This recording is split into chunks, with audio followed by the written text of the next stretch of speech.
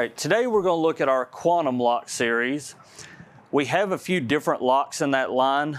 What we're looking at here today is actually the Quantum 4, but I want to show you the difference in some of the Quantum locks. This is the original Quantum. I call it the Quantum Round, just because it looks like a hockey puck, easy to identify. I don't have the Quantum 2 here with me, but this is the Quantum 3 and the Quantum 4. The 2 is that similar rectangular lock, just a different looking bezel. This is the one that is current now that we're using. So the mount is similar. The 2, 3, and 4 have a 3-post mount. The regular Quantum just had 2 posts. So swapping from a Quantum Round to one of the rectangular, you'll have to drill additional holes, but you could pretty easily swap from a 2, 3, 4. So those are all pretty well the same. All right, the lock we have here with us today, it's a long part number, is a QF1 21NC0C0RAN 00T0SC. What that means is this is a Quantum 4. It has the 1 1/4 inch bezel on it, or faceplate on the mortise. It does not have the Zigbee wireless on it. There is an option to add that. It has the Bluetooth antenna with it. This antenna is an external antenna mounted to the back of the lock housing. I'll show you that as we mount it. It's got the Continental lever.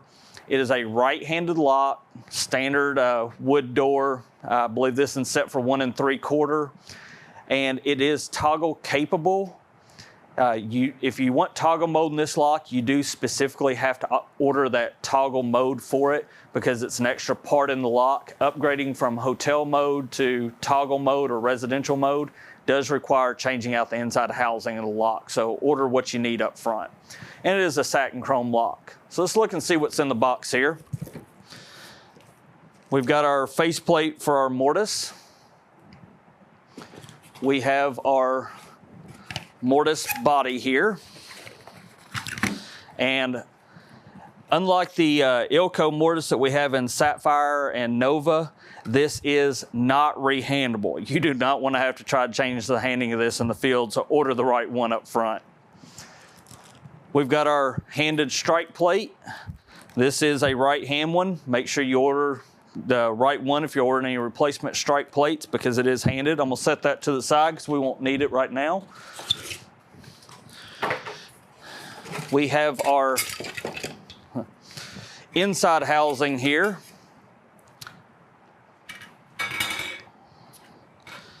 Which has the Bluetooth antenna and the cap for it. You can order this lock as Bluetooth ready where it just comes with the cap but not the antenna. This is actually Bluetooth enabled. Got our battery pack here. This is a special battery pack, so make sure you're not ordering just AA batteries putting this. You're actually ordering this battery pack when you need it. I'm gonna set that over to the side. This is that Quantum 4 reader that I showed you a minute ago to the side. Same exact thing. We have our outside lever. So the nice thing about this lock is when you see it on the door, it's just a reader and a lever below it. So looks nice on the outside. Inside you still have the housing with the electronics. Then we've got our screw pack here. So I'm gonna set the box to the side, move things around a little bit, and pull out my wood mount and show you how this thing mounts onto it.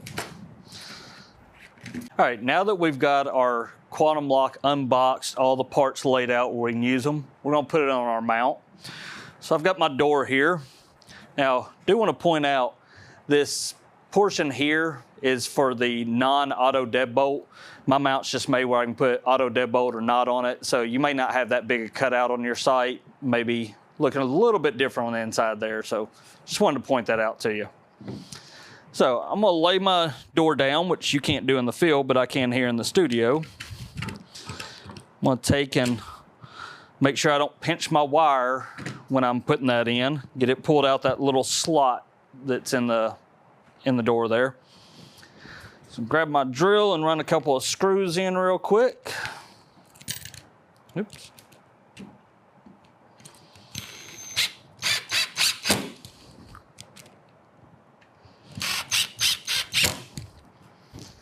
I'm gonna go ahead and throw my dress plate on there, just while I'm doing it. Get that knocked out. It's just got a couple of short screws, so I can run them in by hand real easy. Now, point of pride, I like to make sure my screws are pointing the same way, just to make the job look a little bit better. All right, now I've got that. I'm gonna stand my door back up. First thing I'm gonna put on is my reader, just to get it in here and the cables through. Makes it easier to get the back housing on if my cables are already lined up and ready. And go ahead and put my outside lever on also. Make sure when you put that lever on that you do have the spindle in here. If you don't have this spindle, it's going to be kind of hard to open the door from the outside because that's what actually engages the mortise. So make sure that spindle's not missing or anything. Slide it in. It's going to push out a little bit just because of the spring on that spindle. That's fine. Once we put the screws in, it'll pull all that together. So I've got my inside housing here. And go ahead and run my cables. There's a slot right here. That's where my cables go through. It's kind of obvious because it's the only place they'll fit through there. You'll probably get a little bit of grease on your hands doing this just because you got sealant on all these connectors. I'm gonna take this bottom mortise cable and slide it up through the slot right beside the that toggle tailpiece. I want to show you that real quick while I'm thinking about it. This lock does have toggle. So we've got a little cam on it right here. And when this is shipped, a lot of times there's a piece of tape over this with a label saying make sure this cam's in the right position. If I pull this cover off, the cam actually has a little teardrop on this side over by the limit switch. And if I turn the handle, I can actually hear that limit switch engaging each time. So I want to make sure that limit switch is sitting in there right. Make sure that teardrop is pointed towards the limit switch, so that's not an issue. Also, make sure this little cam is here for the privacy, that white piece, it's got to be in there. So go ahead and slide this stuff back on. And again, if you don't have toggle, you won't have that white cam there at the bottom or the limit switch, but we've got toggle on our lock. So I'm gonna slide everything in place here. Go ahead and pull my card reader slack out. And I'm gonna put wires in this card reader up here, just kind of hold everything up for me. Or put, sorry, screws in this card reader. Get a screw in there, it kind of holds everything together for me. I don't want to tighten all this down too tight yet because I want to be able to adjust it as I put my screws in the bottom and everything. So now I can put a screw in the bottom here.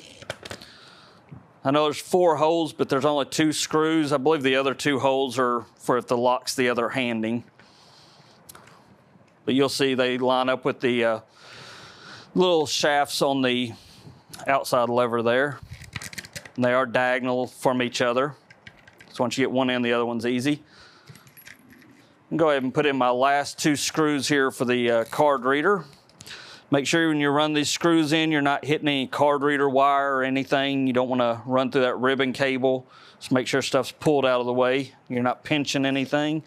You know, especially like that mortise cable down there.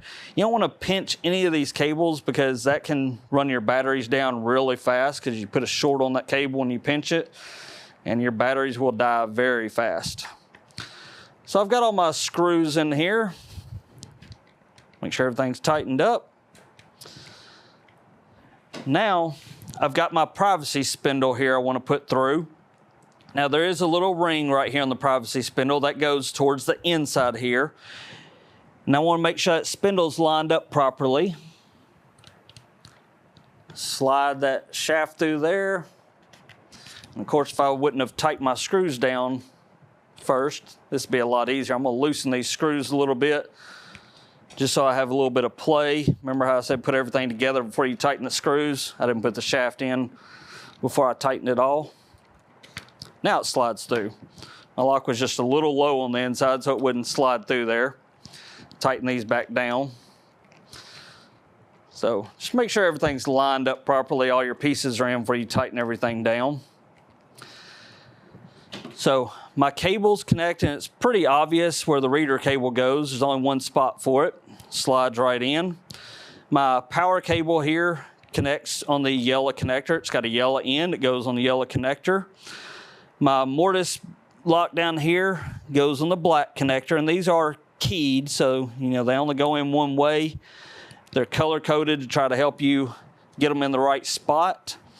And then I've got a Bluetooth antenna here. That's in this upper cap. Slide it into the little slot. You see another little receiver piece here. That's for the Zigbee antenna if I'm doing wireless on the lock. I'm not doing wireless on this one. One thing I definitely want to point out, you must plug in these antennas before you connect the battery. If you don't plug these antennas up before you connect the battery, it's going to sit there and keep looking for the antenna once it kind of sees it, and it's going to drain your battery real quick. That battery will go dead in probably a week. Make sure you've got the antenna plugged in before you connect the battery. So plug my antenna in there. I'm just kind of lay it down. Got my battery pack here. This is a battery pack. It's not not a separate AA batteries. It is a pack with a harness on it. Make sure you have this. And it plugs in right here on the white connector on the top. You hear the motor whir when it comes up. It's kind of loud. That way you know you've actually powered it up. My outside lever on this lock is rigid. It will not turn. It's not a clutched lever.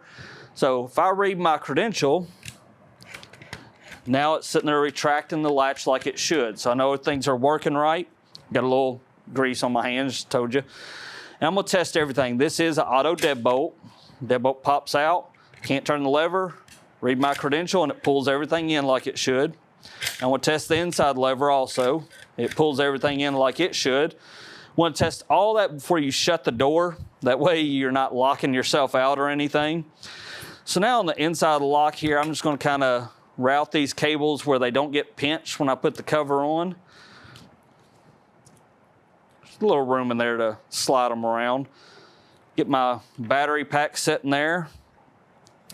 This top harness for my antenna sits up here. Kind of route the cable just where it's out of the way. I just don't want to get anything pinched when I put the cover on. Once you do a couple of these, it goes pretty quick. It's been a little while since I've mounted this lock personally, so it takes me a second there. I'm gonna take this cover, slide it over the handle and around, put it on. And one last thing I'm gonna check before I put the screws in, because I didn't check it a minute ago, is this privacy feature. If I've got the door closed and I engage privacy, read my credential, and I am getting invalid on it, which is what I want. I can still turn the handle from the inside. It disengages the privacy. I can still read my credential and it unlock. So I know everything's good. Now, these back screws are security screws on this lock. It is, I believe, a T25. Let me double check here. Like I said, I got a little bit of grease on my hands, so it's hard to grab things. Yeah, it's actually a T20. T20 security driver. So it's got a little center pin there. So want to make sure that we're actually using a security driver on that. We don't want to break that pin. That's part of our security feature. So I've got my little security driver, run my screws in. I've got my Bluetooth antenna cap up here. Now, if I don't have Bluetooth or wireless on here, and if I order this lock not BLE ready or anything, you won't have this black cap up here. It'll just be a flat black piece at the top that's kind of built onto the lock body. But since I did order it with Bluetooth, or if I order it BLE ready, it's gonna have this cap on the top. So that's our lock. Everything's on. That's how we put the Quantum on the door. Thank you very much.